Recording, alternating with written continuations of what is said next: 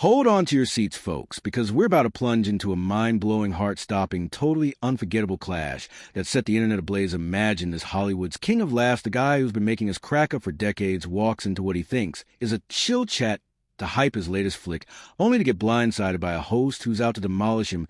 This wasn't just a talk show segment. It was a full-on war of words that left jaws on the floor from the studio to living rooms. Everywhere, so grab some popcorn, smash that subscribe button, and let's unpack this wild moment that had everyone talking. You won't believe what happened. The scene was set on a bright, buzzing morning.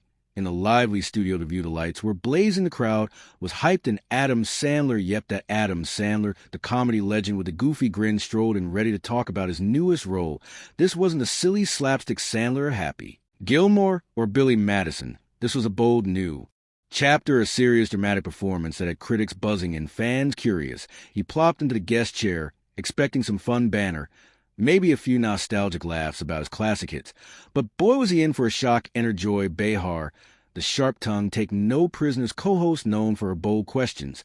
But today she wasn't just bold, she was on a mission to destroy. From the second she opened her mouth, the vibe shifted like a thundercloud rolling in. So, Adam, she started, her voice sharp and dripping with challenge. What's with this big switch to serious acting? Are you finally admitting your comedy days are done? The words landed like a punch. The audience let out a soft gasp, feeling the sting. Sandler's famous smile waver for just a heartbeat before he bounced back like a pro. He is, well, Joy, he said, keeping it light. I wouldn't call it a switch. I've been tackling dramatic stuff for years. Punch-drunk love, uncut gems. I love diving into all kinds of stories, but Joy wasn't buying it. She leaned in, her eyes gleaming with something almost vicious. Come on, Adam. She snapped, her voice cutting through the air. Let's get real. Your last few comedies tanked. Critics trashed them. Box office was a mess of you just scrambling to save what's left of your name. The studio went quiet. The other hosts, Whoopi Goldberg, Sunny Hostin, Sarah Haynes, squirmed in their seats. Whoopi shot Joy a quick glance, like she was saying, slow down. But Joy was locked in, her focus zeroed in on Sandler. The crowd could sense that this wasn't the usual playful jab you'd expect on a talk show. This was raw, personal, and brutal. Sandler stayed calm. You could see his jaw clenched, just a bit of hint of the fire inside. But he kept his cool. I think my fans might see it differently, Joy, he said, his tone steady. But for my movies hit home with people. That's what counts to me. Not every critic has a love. What I do hit home with people. Joy snorted, her voice thick with sarcasm. You mean teenage boys who think fart jokes are the peak of humor? When's the last time you made something actually smart, Adam? Something with real depth? Audience murmured, a wave of unease rippling through the room. This wasn't fun anymore. This wasn't the light roast you'd expect from daytime TV. This was an attack plane, and Simple Sandler's publicist, hovering just off camera, looked ready to leap in her face, pure panic. But Sandler, he raised a hand, subtle but firm, telling her to hold off.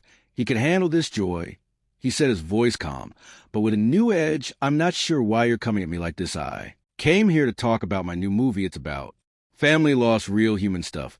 I thought we could have a real talk about that. Oh, we can talk. Joy fired back, her smile cold and sharp.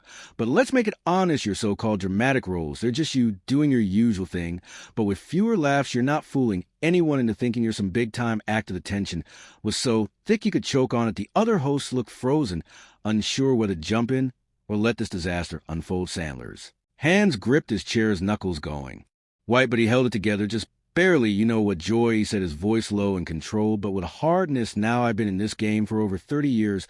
I've made movies that millions love. I've worked with amazing actors, directors, writers. If you want to sit here and rip me apart for whatever reason you got, that's your choice. But I'm not going to let you trash my career or my fans. Joy let out a laugh, sharp and bitter, like she was enjoying this disrespect. This isn't personal, Adam. This is about calling out mediocrity. When I see it, you've been coasting on the same childish humor for years, making millions, while real artist people with something to say struggle to get noticed. Real artist. Sandler's eyebrows shot up, his voice rising for the first time.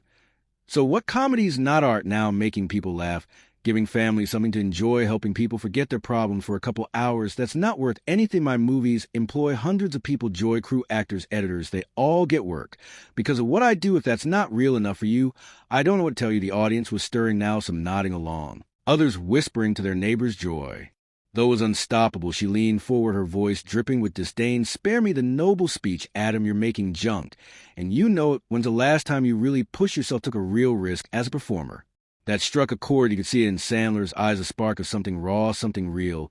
He leaned forward, his voice taking on a new intensity that made everyone hold their breath. You want to talk about risks, Joy? Let me tell you about risks. Every time I step in front of the camera, I'm risking failure. Every time I put a movie out there, I'm opening myself up to be judged by critics, by audiences, by people like you who think tearing someone down is a personality, the biggest risk of all coming. On a show like this, expecting a fair talk, and instead getting ambushed by someone with a clear agenda, the room went silent, except for the faint hum of cameras still rolling. Joy's smile didn't budge, but it turned cold, almost smug an agenda. She said slowly, her voice laced with venom, or maybe just someone who's not afraid to call out Hollywood's golden boy for never growing up. That was a moment. Everything flipped. Sandler leaned forward, his eyes locked on Joy's, and when he spoke, his voice carried a quiet fury that sent chills through the studio. "You know what, Joy," he said, his tone dangerously soft. "I've been trying to keep this respectful, try to stay professional, but you clearly came into this with a chip on your shoulder. So let me ask you something. What have you contributed to entertainment?